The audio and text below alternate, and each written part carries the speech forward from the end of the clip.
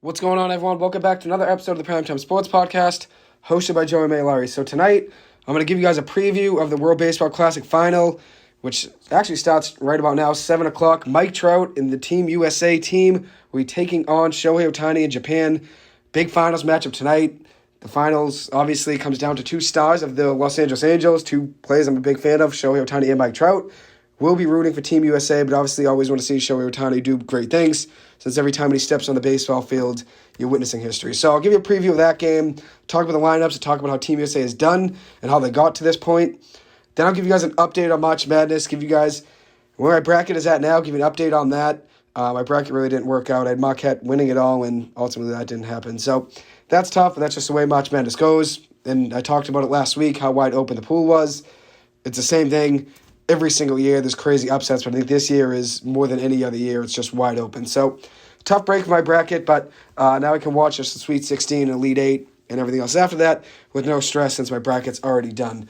So I'll give you an update on that, and then I'll talk about some BC sports. BC played Northeastern baseball today at Friedman Diamond in Brookline, so Northeastern was the home team there. Northeastern got the win over BC 6-2.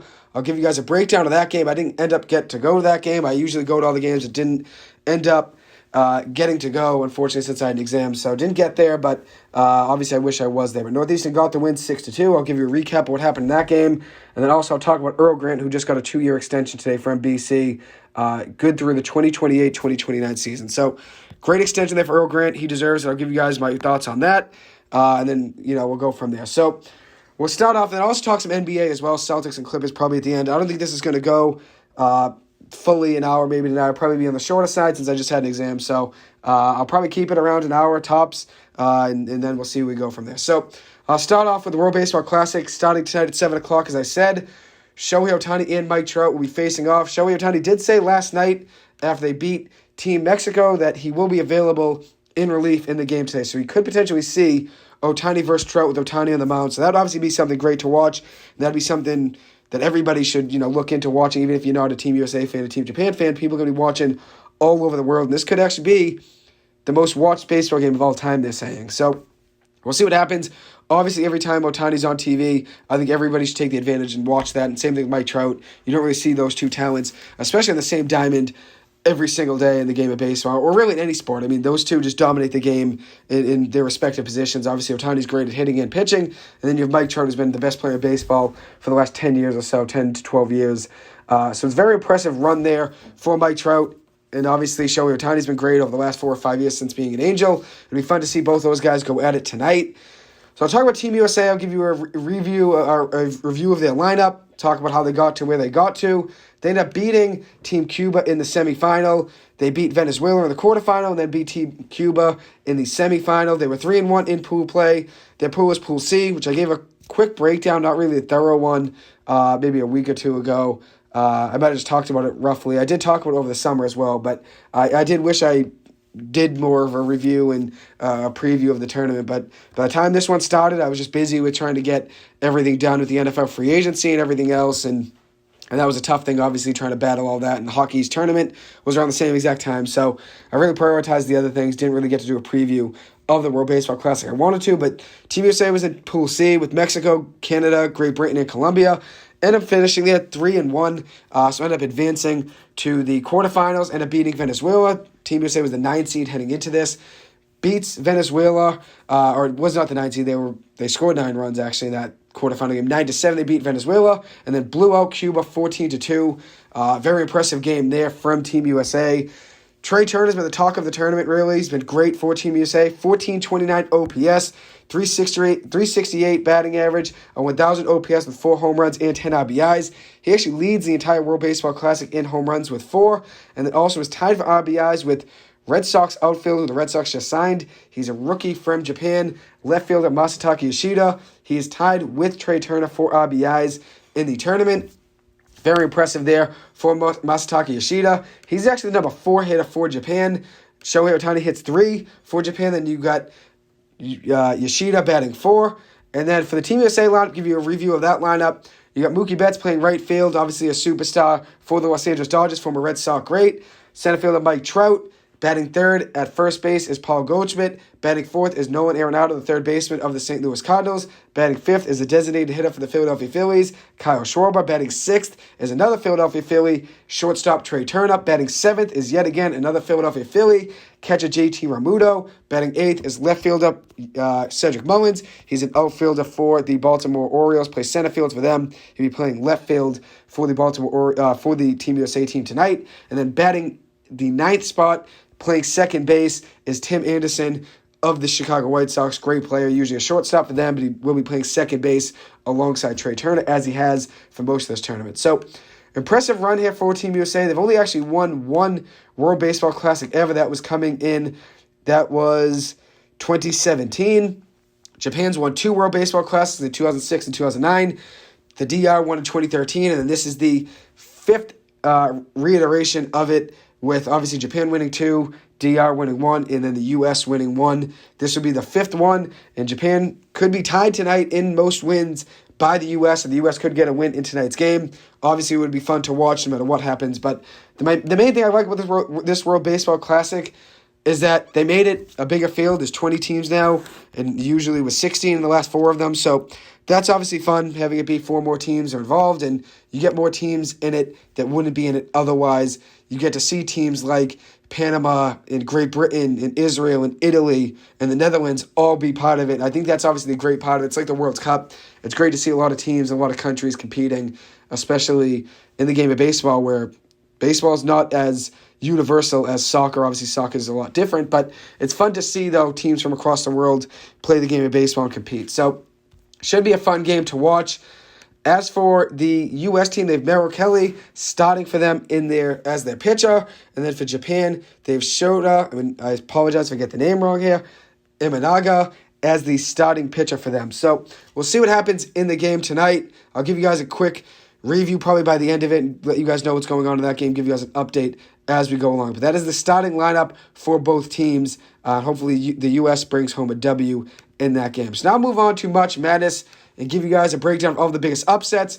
Starting off with day one, Furman beating Virginia. I had Furman winning this game over Virginia.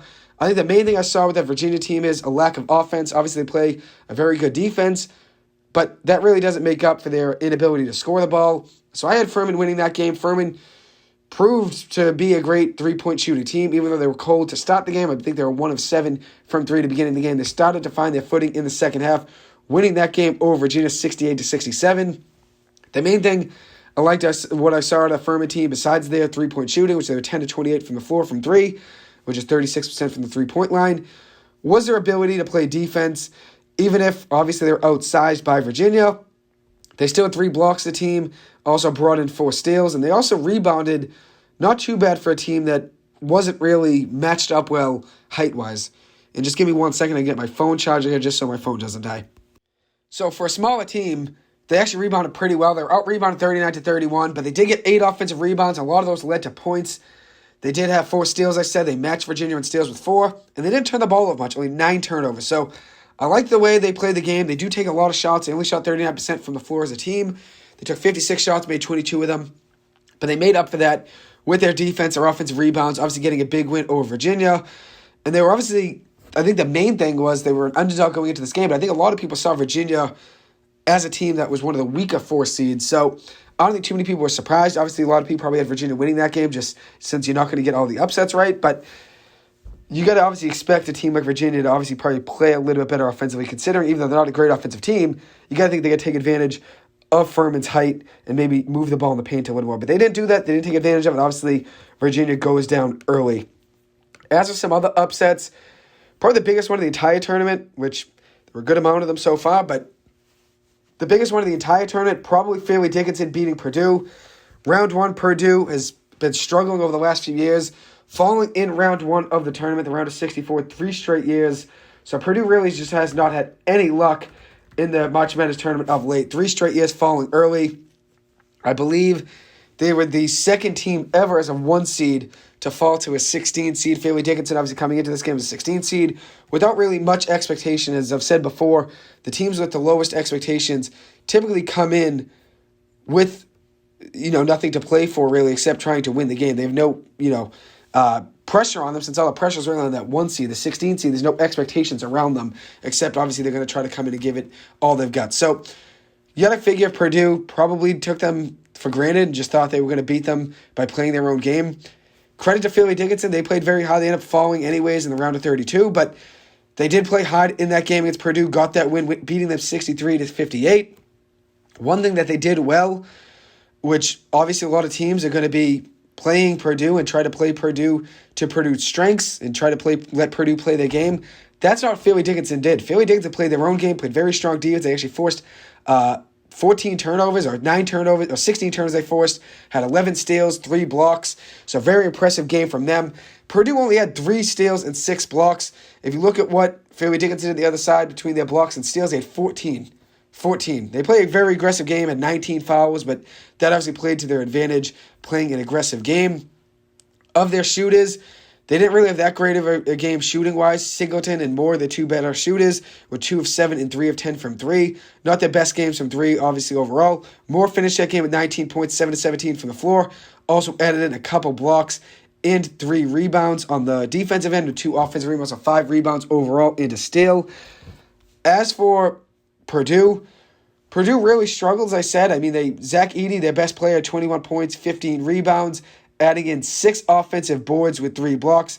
He played well, 7 of 10, was 7 of 10 from the free throw line, also adding in 7 of 11 shooting from the floor. But he really didn't do much in the second half, and that's really when Purdue was obviously in desperation mode, considering you're down to a 16 seed. And that's the biggest upset of the tournament, but there was another big one that came before that, and that was Arizona beating Princeton, that is, excuse me. Princeton beating Arizona 59-55. Princeton getting a big win in that one, and Princeton they didn't really play the game that well from 3. Usually if you're a smaller team, you got to be winning the game from 3-point range, and that's when most teams get a lot of their advantage is shooting the 3 ball, especially when you're a small team. But Princeton didn't shoot the ball very well at all. They were 4 of 25 from 3, shooting 16% from the 3-point line. But where they got advantage was the defensive end, where they played very good defense. They forced 8 steals. They got 8 steals and also had 6 blocks. Arizona only had 1 block and 5 steals, so they outblock and outstole the ball from Arizona 14-6.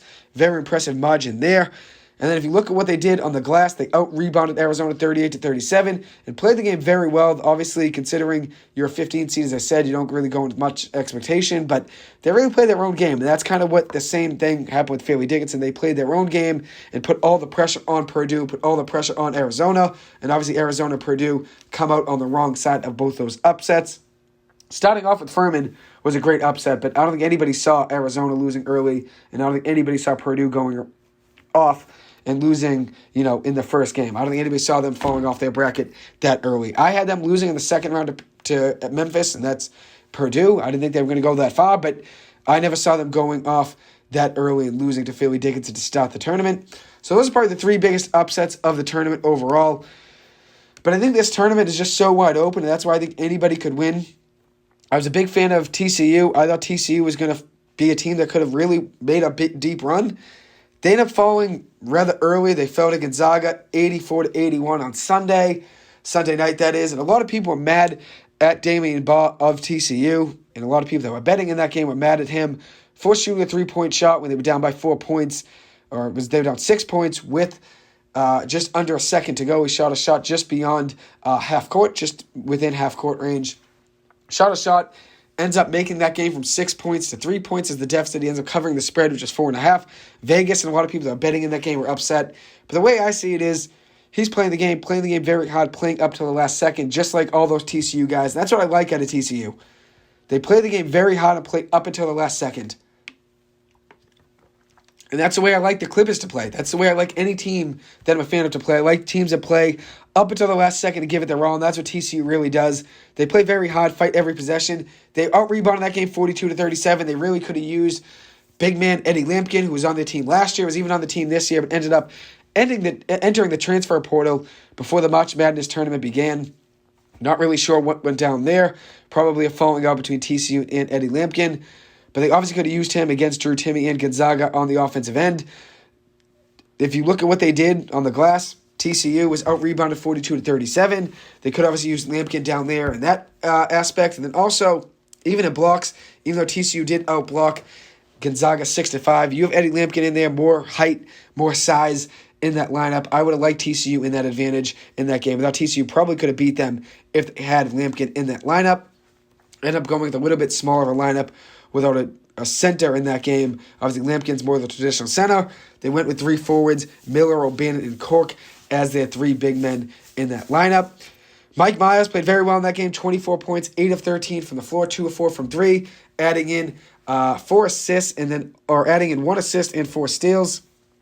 It was 1 steal, excuse me here. The boxer I'm looking at here was wrong. He did have a block and a steal in that game. He's not afraid to go up with big guys. He's never really been afraid to do that over his 3 years at TCU. He is a junior. I'd imagine he does enter the NBA draft. He doesn't really have much more to prove over the next year or two. He did have 1 defensive rebound, adding in 4 assists, and had 6 of 6 shooting from the free throw line. Played very well. He doesn't really have much more to prove in college basketball. One of the better scorers in college basketball. One of my favorite players in all of March Madness and in the NCAA overall. So, great game for Mike Myers. I'd imagine he would be an early second-round pick and probably be a second-round pick still by the time the NBA draft comes in June. So, we'll monitor his draft stock. I'm excited to see where he goes. As for Damian Baugh, he had a pretty good game for TCU, 15 points, 6 of 9 shooting from the floor, 3 of 4 from 3, adding in 8 rebounds, 4 assists. Did also add in a block. And then if you look at what Emmanuel Miller did on that, on the defensive end, played very well, had a steal, 2 blocks, did add 5 of 12 shooting for 14 points with 6 rebounds. One thing that they needed, obviously, was Eddie Lampkin in the paint to cover Drew Timme. Drew Timme was just too much for TCU in the paint. He had 28 points, 12 of 21 from the floor, 1 of 1 from 3, with 8 rebounds, 3 assists, adding in 4 defensive rebounds and adding in a block. TCU really could have used Eddie Lampkin in there. I'm not really sure what happened, as I said, but he would have been a great advantage in the paint against those Gonzaga guys. I would have taken TCU to win that game. Even without Eddie Lampkin, I probably would have taken them to win, but with Eddie Lampkin, with certainty, I would have them winning that game. But TCU's season falls short. Just another season where they fought hard, obviously, up until the end. But I did ride with them through the end, just like I rode with Marquette through the end. Marquette ended up falling on Sunday afternoon to Michigan State, 69-60. That game was not as close as the other one. Marquette did have a couple runs in them where they got close, but the story of the game was Tyson Walker. He had a great game, transfer from Northeastern to Michigan State after a sophomore year. He's now at Michigan State for a second year. He's a senior guard there for them. 2 years at Michigan State, had a great game, 23 points, 8 of 17 shooting from the floor, 0 of 3 from 3, adding in 2 rebounds and a steal. Was great.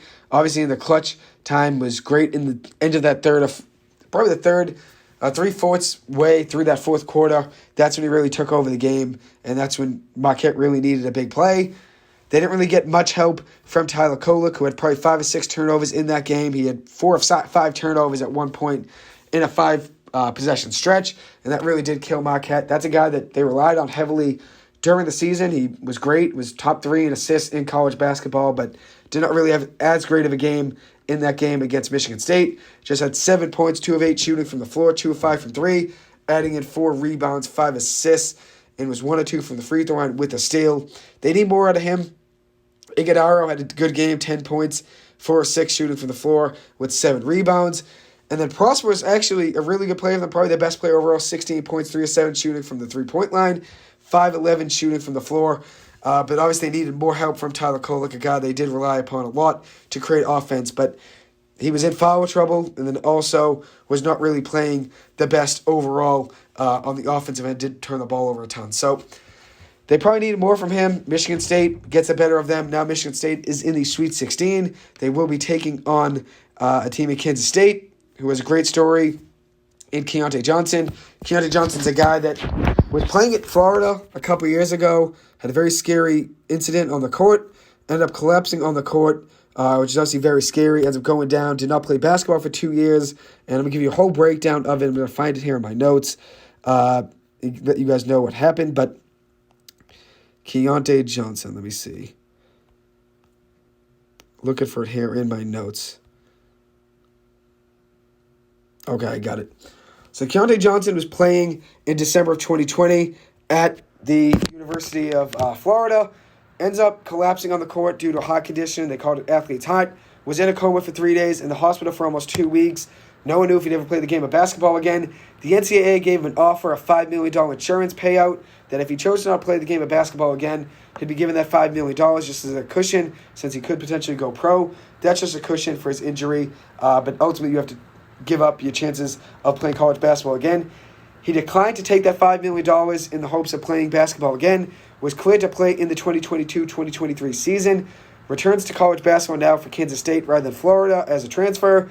Transfers for his final year of eligibility. Is the leading scorer of Kansas State on the year, is a big reason they're in the Sweet 16.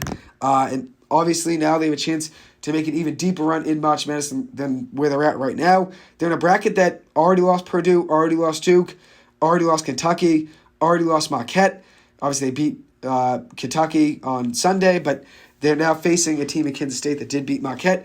They're in probably one of the easiest sides of the bracket. I think Alabama probably is the easiest road besides them, but I think Kansas State ultimately could be the team that comes out of that. I think it's the West bracket, or East bracket it is. So see who comes out of that bracket there. But I love Keontae Johnson's story. Had a great season for Kansas State, and I'm rooting for him to do great things. Obviously, when you see a guy go down and they don't know if he's ever going to play the game of basketball again, and he gets a chance to play again, is obviously given the ability to transfer and have another year of eligibility to play at Kansas State. It's obviously a great story. He's been one of the better players in college basketball. So rooting for Keontae Johnson to do great things for Kansas State. They will be playing on, I believe it is Thursday, against Michigan State. That's the first game of the Sweet 16 at 6:30 on TBS. The 3 seed in Kansas State facing the 7 seed in Michigan State. Then Thursday we also have UConn versus Arkansas at 7:15. Then you have the 4 seed Tennessee versus the 9 seed Florida Atlantic at 9 p.m. And then you get UCLA versus Gonzaga at 2 versus 3, which will probably be the best game of the Sweet 16 at 9:45 on Thursday night. On Friday, March 24th, we have Alabama versus San Diego State. I think Alabama is the easiest road to the Final Four. I think they probably will end up there as of now.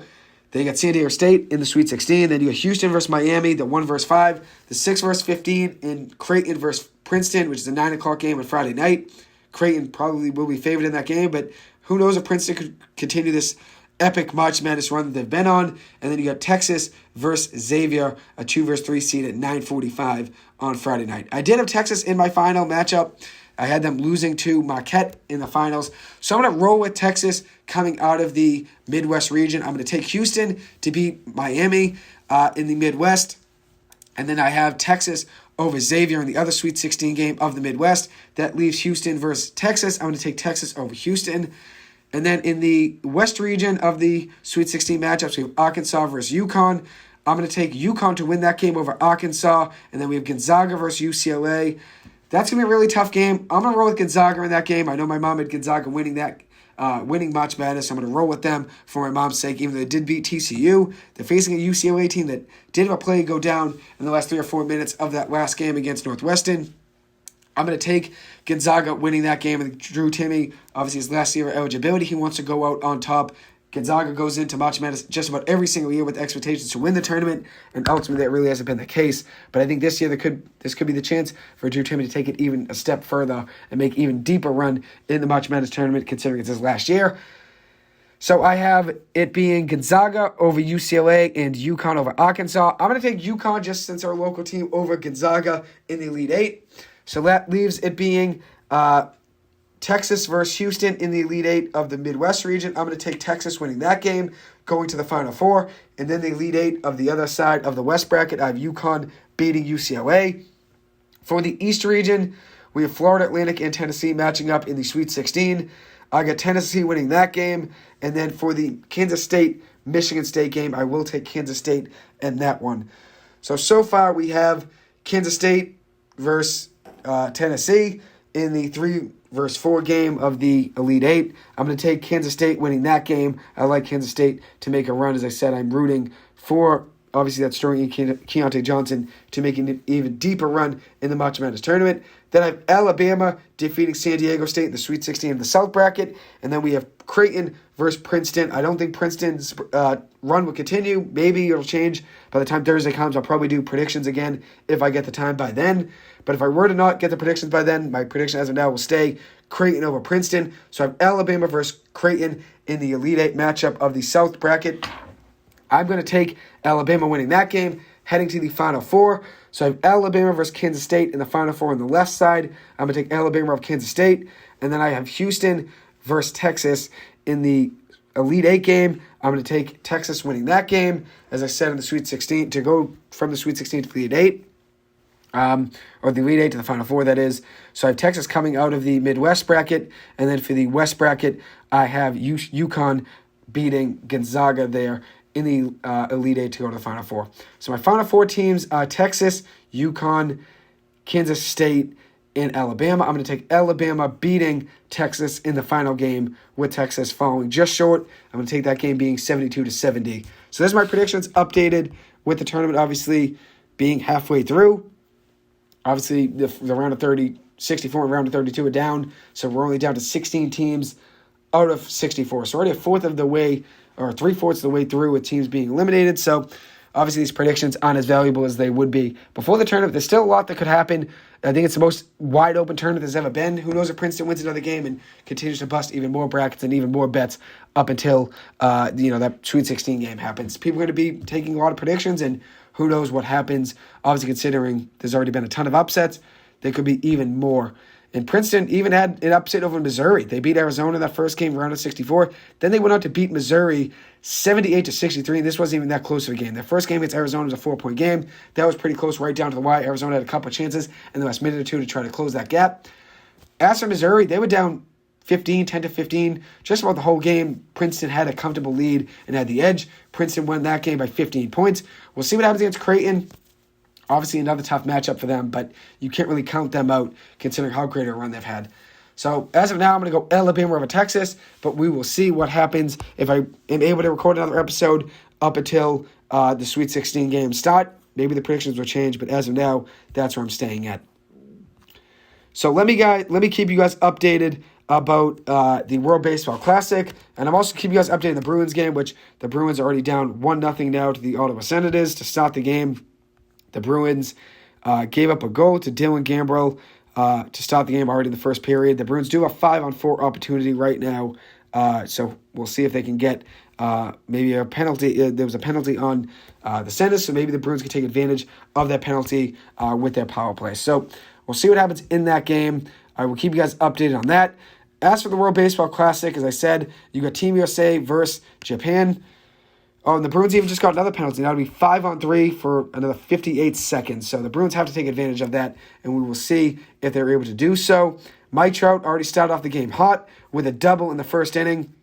Team USA already has a guy on second base with one out. Mookie Betts did not reach base in his first at-bat.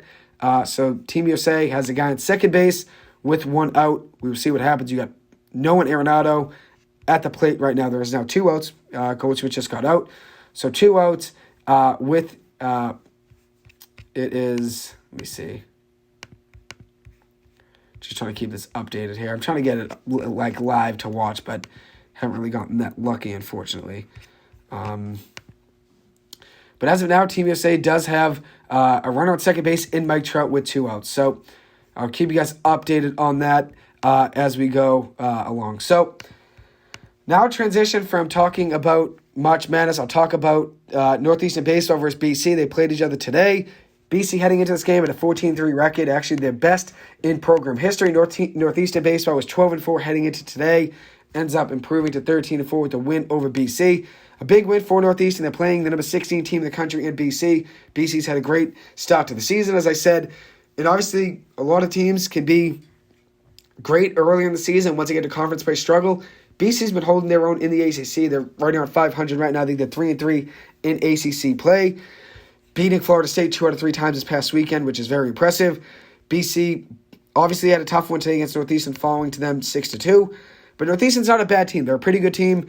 Heading into this year, they did lose a lot of pieces, especially in their starting pitching, but they did bring back a lot of talent as well. Mike Sirota had a good game for Northeastern today, reaching base 4 to 4 plate appearances. He did get a hit, had a double, and also stole a couple bases, and also reached base with 3 base on balls as well, which is pretty impressive. So he was on base 4 to 4 times, 3 walks with a double, and also 2 stolen bases.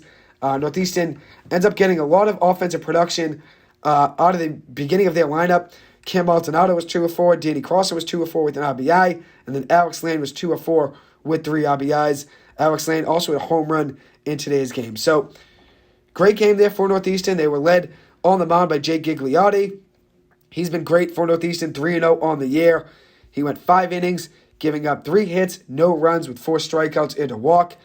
As for BC, AJ Colarusso got the start for them. Just only went 1 inning, giving up 2 hits, 1 earned run with a walk and no strikeouts, facing 6 batters with 19 pitches. Joey Ryan and Eric Schroeder came in for BC in relief, giving up 5 combined runs in 4 innings of relief between those 2 guys, with 4 strikeouts and 5 hits allowed between the 2 of them combined. As for Northeastern, in relief, Patrick Harrington came in relief, played very well over the course of the season. Today was not his best game, though, for Northeastern. He's been pitching well up until this past weekend. He gave up 2 runs on the 18th against North Carolina A&T. But before that, he only gave up 1 run for 6 innings. He only gave up 1 earned run in 6 innings heading into this past weekend, but gave up 2 runs against North Carolina A&T on Saturday, and then ended up giving up 2 runs today with 3 walks and no strikeouts in 2/3 of an innings pitched. Did raise his ERA to a 5 ERA, but before last weekend, he did have a 1.5 ERA on the season. He pitched great in Northeastern's win over Duke. He went 2 innings in that game on the 8th of March, giving up just 1 hit with a strikeout and 1 hit batsman in that 23 pitch inning for him. In 2 innings it was, so he averaged about 10 pitches or 11 pitches an inning. So he's been good for Northeastern so far in relief. Did not have the best game today for the Huskies, but they ended up getting a big win nevertheless. As I said, Mike Sirota had a great game, reaching base 4 to 4 times. Northeastern started out very hot, got a run in the first inning, got 2 runs in the second inning. It was up 3-0 after 2, and they were up 6-0 after 5 innings, after Alex Lane had a 3-run home run to give Northeastern a 6-0 lead. Nick Wang and then also Kyle Wolf did get a couple runs in for the BC Eagles in the 6th inning, closing the gap to 6-2, but that was the closest BC got on the day. BC only had 3 hits. So Northeastern Baseball did pitch very well today. Only 3 hits for BC. They also only had, let me see, they had 8 strikeouts, and then they struck out 8 times, BC, so it wasn't really the pitching, getting strikeouts for Northeastern. It was more of just them letting Northeastern's defense make plays. And Northeastern's been a very good defensive team over the past few years. Didn't have any errors in today's game. Obviously get a big win. As I said, Alex Lane was a player of the game for Northeastern, 2 of 4, a 3-run home run. Also adding in, he's a pretty good defensive player too as well. He's a DH though for Northeastern, but he could also play as well for them on the fields. He's pretty good as well, as I said, as a fielder. But he doesn't really get the opportunity. He's been more of a DH in this lineup. Danny Crossan's been great for them at third base. And that's probably what Alex Lane probably would be if he were to be on the field. So we'll see what happens for Northeast. They will be playing tomorrow against Merrimack at home at 3 o'clock at Freedman Diamond. So we will see if they can get another win and add to their win total. As for BC, they did fall in that game today, as I said, but they will be looking to recover. I think they play tomorrow. So they lose a midweek game. They fall to 14-3. They will be playing tomorrow at home versus Sacred Heart at 4 o'clock at the Harrington Athletics Village. So they'll be playing at home at 4 o'clock tomorrow. So hopefully they will recover and get back on track before they play NC State at home Friday, Saturday, and Sunday. NC State coming in as a 24th team in the country. So that'll be BC's first games at home against the ACC. I think I will be calling the game, Saturday at 2 o'clock versus NC State on WZBC AM Sports Radio. I'll keep you guys updated on that. I believe I signed up for that and we'll be doing that on Saturday. So I'll let you guys know how things go there. Let's get you guys another quick update on the World Baseball Classic. Let's see if I can upload here. But It is on Fox Sports 1 as well. It's on FS1, so if you want to watch at home, you can. If not, you can obviously listen to me. It is 0-0. Team USA could not get Mike Trout home. As of now, the bases are empty with Shohei Ohtani at the plate facing a 3-1 count with 2 outs. So we will see if the U.S. can get out of this. And then obviously go into the top of the second inning, hopefully with a chance to get some runs. Obviously, neither team has been able to score so far. But I think the first run is a big advantage, a big momentum swing. So hopefully the U.S. can start it hot and get a run to start the game. So now I'm going to move on from talking about Northeastern baseball and BC baseball. Obviously, BC baseball has been great to start the year. And one thing I want to break down before I actually transition was the teams they beat to start the year. They did beat Florida State 2 out of 3 games this past weekend. Florida State was the 21st team in the country. BC also did beat Virginia Tech in 2 of 3 games 2 weeks ago now, or a week and a half ago, who is the number 10 team in the country. BC beat them 8-5 and 7-3 in the last 2 games of that 3-game series. So BC right now is 4-2 in the ACC. Very impressive start to the year for them, 14-3 overall. And if you look at what they've been doing against a lot of good teams in the country, BC beat Tennessee, who was the number 2 team in the country, in March, early March. It was March 7th. Beat them 7-6 in the 10th inning. BC got a big win in that game. It ended up going into extra innings. BC had a chance to close the game in the 9th inning. Tennessee just kept coming back. Similar to what the Sacramento Kings with BCs are going to be playing tonight. The Celtics are going to be playing tonight. Excuse me. It felt like that game. The Kings versus the Clippers, which was right around the time of early March, where the Kings really just kept hitting big threes in big moments, just like Tennessee against BC. Just kept hitting big home runs and making big plays in big moments to extend the game. BC ended up winning that game, though, 7-6 in the 10th inning. So we will see what happens in that game. As for an update, my mom is keeping me updated on that one. Shohei Ohtani did reach base on a walk. So Japan has a guy on first base with 2 outs with Masataka Yoshida at the plate. As I said, he is a Red Sox player. So we'll see what happens there, and I'll keep you guys updated along the way. So that's an update on BC baseball and what they've been doing. They start off great on the season. They will be playing NC State to start the year, start the home series, or I guess home games at home in the ACC. Their first home game will be tomorrow. Their first game was postponed. They were supposed to play Holy Cross last Tuesday, and that game was postponed because of the snow. So they will be playing tomorrow versus Sacred Heart at 4 o'clock, having it be their first home game. So that'll be obviously a good game to watch for, and I'll probably keep you guys updated next Tuesday night how Northeastern and BC baseball have been playing. Next Tuesday night probably will be a lot of baseball MLB preview, with opening day being only a few days after that. I'll give you guys my predictions on the MLB season, maybe give you guys a win-loss record prediction for every team in baseball, and give you guys the whole World Series prediction like I did last year. I did preview last year. In my preview, I did predict the Phillies going to the World Series. Obviously, they ended up falling, which I had them falling in the World Series to the Red Sox in my predictions. They ended up falling to the Houston Astros. So I was right about the Phillies falling in the World Series. So at least I got one thing right there. I did have them winning the pennant, but not winning the World Series. So now I'm going to move on from talking about college baseball and now move on to talking about college basketball. Earl Grant, BC basketball head coach, is getting a 2-year extension through the 2028-2029 season. Coming into this year, has been doing great things. Obviously, the main thing you can do with a program that really was underperforming is try to start somewhere and build a foundation, and that's what Earl Grant did. He found a way to take a BC team that was struggling in the ACC and up their ACC record to 9 wins this year. They got 9 wins in the ACC this past year. They were 9-11 in ACC play.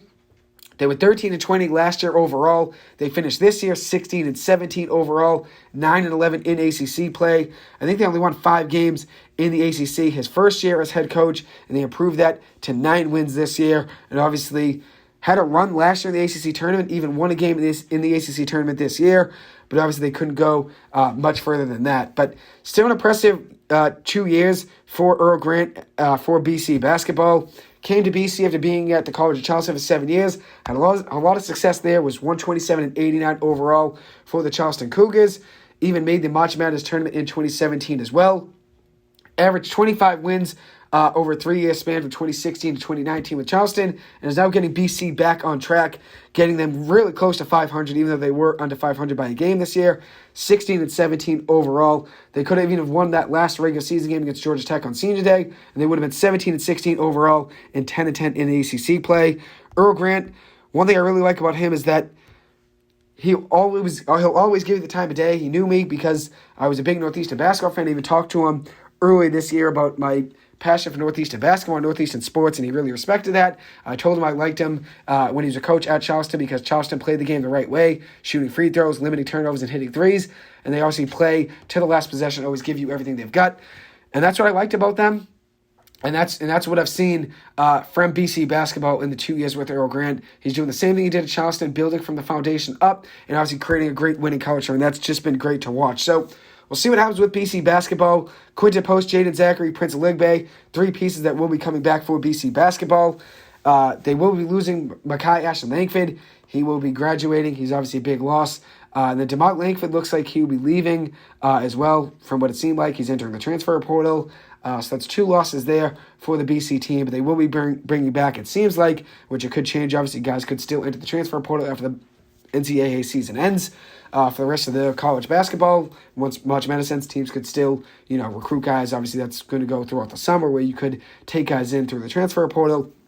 Quinton Post, Jaden Zachary, 2 pieces that hopefully will be back for the BC team next year, along with guys like Mason Madsen, Prince Aligbe. Those are another 2 pieces for BC basketball. Who knows if a guy like Armani Mighty could get more minutes next year for the BC basketball team. So I'm looking forward to BC basketball making a run next year. They did win their most ACC wins since the 2010-2011 season, and that was obviously a credit to Earl Grant, how great he's been doing as head coach for BC basketball. And one thing, as I said, I love what Earl Grant, he'll always give you the time of day. He'll always say hello. My parents have been able to meet him 1 or 2 times now apiece. I even was walking through campus last week, and I was on the phone with my mom and dad, and I said, hey, Ma, there's Earl Grant. I'll try to see if I can go say hi to him. And as I was talking to him, I said, hey, Earl, could my parents say hello to you? I'm on the phone with him right now. And he said, absolutely. Ends up giving them a minute or 2 on the phone to say hello. And he said he appreciates all the support, and he said it starts with building a foundation, and now we're just building the bricks higher and higher. And I love that saying, and I think he's right. When you come into a program that was underperforming, especially a program like BC that is a Power 5 program, they obviously have higher expectations than what they were playing with in the NCAA, especially in the ACC as well. You come in with expectations of building from the ground up and starting it the right way, and things aren't going to be pretty right away, and that's why I said gritty, not pretty. He's going to be playing his guys hard. All the guys are going to be giving it every single thing, or every single ounce of energy that they have, every single possession. And that's just what he's been doing. He created a locker room full of a winning culture of effort, of grit, and that's what you see on the court. The players are all a product of that, and Earl Grant's been great at doing that. And I really love, as I said, how he'll always give you the time of day and always say hello. So credit to Earl Grant. No one deserves it more, and hopefully BC basketball continues to do great things in the near future, which I have great confidence in them to do so. An update on the Bruins game. The Bruins are up 2-1 on the Senators, getting a power play goal out of David Krejci, his 15th goal in the year, with Patrice Bergeron picking up his 29th assist and Hampus Lindholm picking up his 37th assist, tying the game 1-1 at the 11-minute mark. And then you also had, at the 15:52 mark, Jake DeBrusk pick up his 23rd goal in the year on a backhand goal, with the Bruins taking the lead 2-1, with assists from Brad Marchand picking up his 42nd assist on the year and the 38th assist on the year for Hampus Lindholm. He's already got 2 points in tonight's game. Give me 1 second. I am going to get my computer charged and be right back with you guys in just 1 second. Excuse me. So as I was saying about Earl Grant, no one deserves the praise and obviously the new contract that he's just got. No one deserves it more than him. So credit to Earl Grant. Obviously, BC basketball has been on the rise. And as I said, hopefully things continue to work in their favor and they continue to do great things. I'll always be a fan of them and Earl Grant. You can always root for guys in the industry. Even if you were a fan of Northeastern, which I was a Northeastern fan, I still am. Even when he was the coach at Charleston, I respect him. You can always root for guys on other teams. Whether they're a coach, they're a player, just because they're on the other team doesn't mean you can't root for them or be a fan of them. And as you guys know, I'm a fan of a million players and a million athletes. So it doesn't come as a surprise hearing that out of my mouth, considering I'm a fan of a million teams and a million athletes. I like the LA Angels. I like the LA Dodgers. I'm a Red Sox fan. I'm a Clippers fan. I grew up a Celtics fan. I'm a Giants fan, even though I live in Boston and I'm surrounded by Patriots fans all over the place. Are my sports affiliations, and that's why I feel like you can always respect a guy, even if he's on the other team, being the head coach. I always respected Earl Grant, and now I'm a friend of him, and I'm a big fan of his. So that's obviously a lot different than when he was at Charleston versus Northeastern, I respected his game, not knowing who he was as a person. Then when you get to know him and obviously have conversations with him and obviously get to know who he is as a person, it's a lot different, and I think that's even more valuable and something that I respect even more. So credit to Earl Grant, as I said, and I'm happy to see what he's been doing with that BC Eagles program. And keep you guys updated on that USA game. The USA just hit a home run. Trey Turner hit his 5th home run of the tournament, putting the USA up 1-0 early on. I believe it was the 2nd or 3rd inning. I apologize there for the wait. Just had to get a sip of water and take a quick break. But it is the 2nd inning. Trey Turner putting them up 1-0. Obviously a big lead for them. As I said, I think the first run is the biggest run of the game. Just like in March Madness, the first few threes, you get an advantage right away, even though March Madness is a lot longer of a game than just the first second. Just like the game of baseball is 9 innings. Just because you score a run in the first inning doesn't mean you're going to win the game. Just like if you go up 8-0 to start the game doesn't mean you're going to win. When you get a good feeling and you put your feet in the water and you obviously start off hot and start off with an advantage, I think it obviously plays to your advantage having that momentum. So obviously the Team USA team going up 1-0 against Trey Turner obviously is a great way to obviously start the game. Now Trey Turner starting off this game with his 5th home run and 11th RBI. There's no better way to start it. He just got a huge contract from the Philadelphia Phillies, and rightfully so. As I said, I think maybe all offseason, I definitely said it a couple times. I was trying to think if it was over winter break or if it was when I got back in the studio, but I was saying, no, it had to have been before winter break. It was before winter break, because right before winter break is the start of free agency. I was saying that Trey Turner's right around a top 5 to 7 player in baseball. If I could have 7 plays in the game of baseball, Trey Turner has to be one of them. And I think his 11-year, $300 million contract is rightfully so given to him. I think there's no player in baseball at his ability at the shortstop position, that is. I think guys like Shohei Ohtani, Mike Trout, they're all obviously worth that 11-year, $300 million. But as for shortstops in baseball, I don't know many shortstops in baseball I'd take over Trey Turner. I think I'd take him over any shortstop in the game of baseball. So credit to the Philadelphia Phillies and Dave Dombrowski getting that contract done. And obviously there's a lot of guys that come to mind. You think at the shortstop position, Xander Bogaerts is one that comes to mind. Tim Anderson's another guy that comes to mind. Francisco Lindor is another guy that comes to mind. But if I could take any shortstop in the game of baseball, it's going to be Trey Turner. And that even includes when you consider guys like Corey Seager and among others in the game of baseball. I am taking Trey Turner over all of those guys. So great to see him doing great things for Team USA. And as of now, they're up 1-0 in the 2nd inning. So just to close out the episode, the last 10 minutes or so, I'm going to give you guys an update on the NBA and give you guys my thoughts of the NBA and where things stand so far. The Celtics 5-5 in their last 10 games. They still are the 2nd seed in the Eastern Conference. They are a half game up of the Philadelphia 76ers. The Sixers losing last night gave the Celtics a half game lead over them. The Celtics are 49-23. The Sixers are 48-23. So the Celtics are a half game up in the win column. As for the Bucks, the Celtics are 2.5 games behind the Bucks for the Eastern Conference 1 seed. I think the Celtics, as of now, are just shooting to be a 2, 3, or 4 seed. I don't think the Bucks, even if the Celtics were to beat them, I think the Bucks are going to be a tough team to beat anyway. So I think the Celtics are just focused on probably trying to win as many, which I think every team should be focused on right now, is trying to win as many games as they can. But it seems like the Celtics right now are just waiting for the playoffs. I think they feel content being the 2nd or 3rd seed in the Eastern Conference. And that's what I worry about. I think a lot of teams in the NBA, including the LA Clippers, a team I'm a big fan of, I think a lot of teams are victims of just waiting for the playoffs, where you start players like Kawhi Leonard, Paul George, Jason Tatum, Jaylen Brown. You know you can have all those guys hopefully healthy going into the playoffs, and that's all that matters, no matter what your record is, no matter what team you're playing, no matter what seed you are, no matter who has home court advantage, no matter what the circumstances are for that other team. If you have Jason Tatum and Jaylen Brown, just like if you have Paul George and Kawhi Leonard, and that's how I feel as a Clippers fan, I feel comfortable against any team in the NBA. So I think the Celtics are a victim of that, taking things lightly, obviously being 5-5 right now, and obviously not really finding their footing going into this last stretch of the season. You probably want them playing their best basketball going into April, since that's when you really need to turn things on and be hot. But they have a rather easy schedule towards the end of the season. They do play the Kings tonight, then they play the Pacers, the Spurs, the Wizards. That's an easier 3-game stretch. Then they got the Bucks, tough game, Jazz. Then the Sixers is a tough game, then the Raptors twice, and then the Hawks. So the Celtics probably will win, if that's 10 games, they'll probably finish the season 7-3 in those 10 games. finishing the regular season, it would be 56-26 overall. So we'll see how they finish the regular season. As I said, they will be playing the Sacramento Kings tonight. In the past, the Celtics actually struggled playing in the Western Conference against the Kings. The Kings, even when they weren't great like they've been now, the Celtics have struggled playing on the West Coast. The Kings and De'Aaron Fox have given them trouble in the past. The Kings this year are the third seed in the Western Conference, are a game behind the Memphis Grizzlies for the second seed. The Kings 43-28 overall, 7-3 in their last 10 games played. De'Aaron Fox has been unreal for them this season. Has already been all over the place with that Kings team on the offensive and defensive end. He's averaging 25.5 points per game, also averaging 4.3 rebounds, 6.2 assists, 1.2 steals, and 0.3 blocks.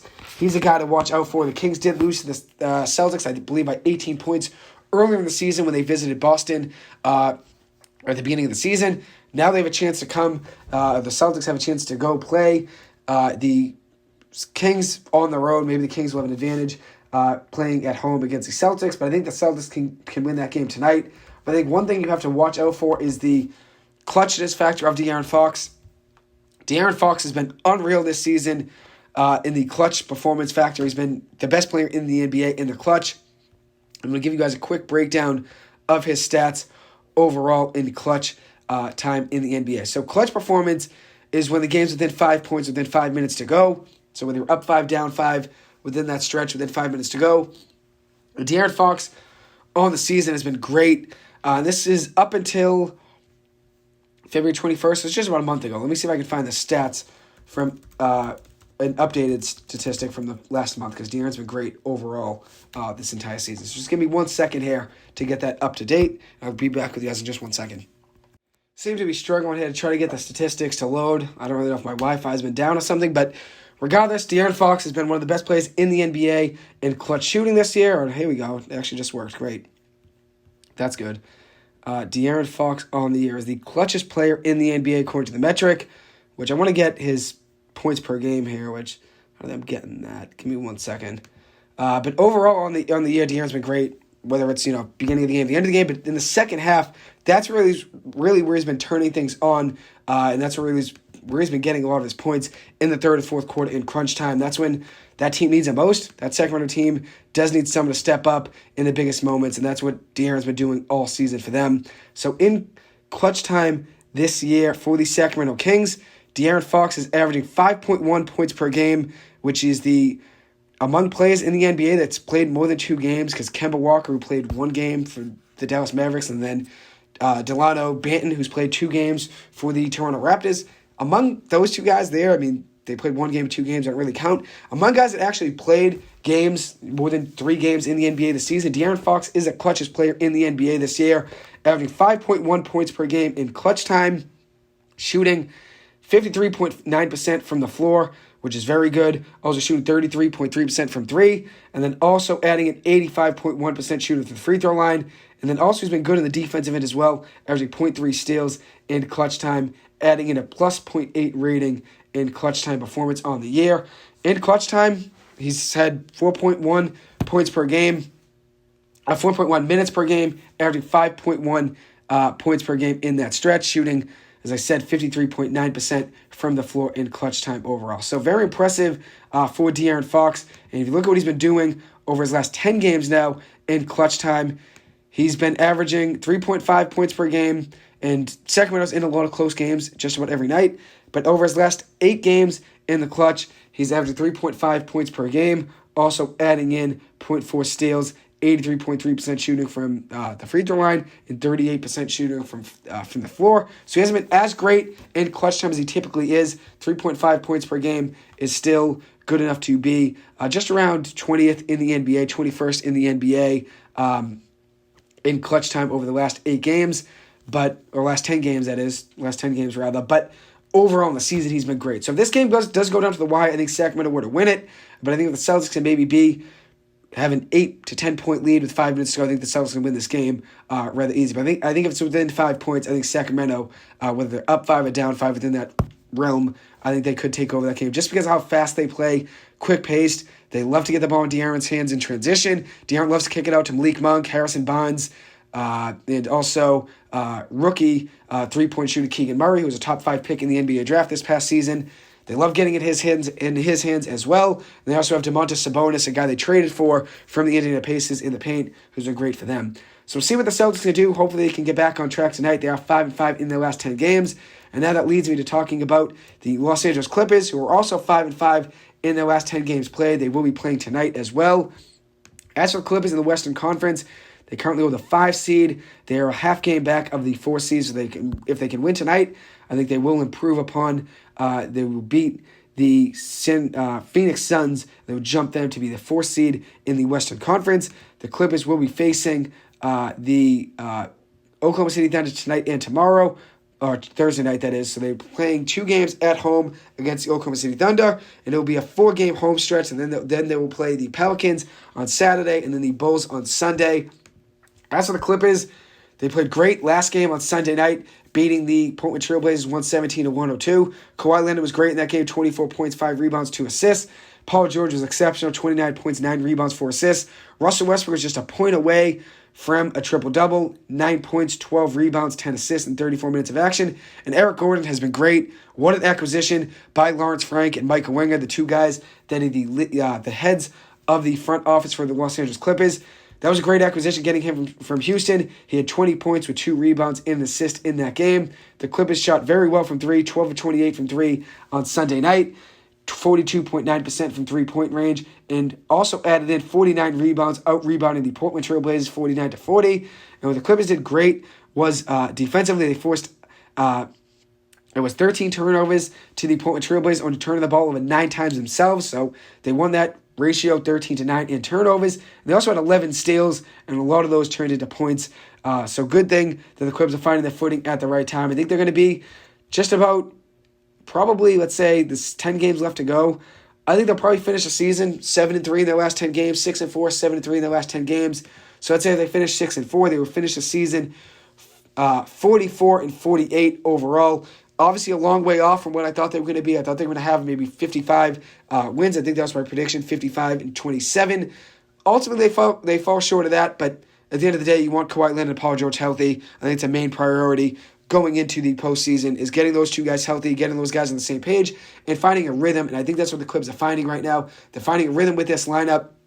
Who knows how things will change once Norman Powell comes back healthy. Eric Gordon's been getting his minutes for the most part, so they're going to have to make a decision whether it's giving Eric Gordon less minutes or maybe cutting Eric Gordon and Terrence Mann's minutes down to get Norman Powell more minutes.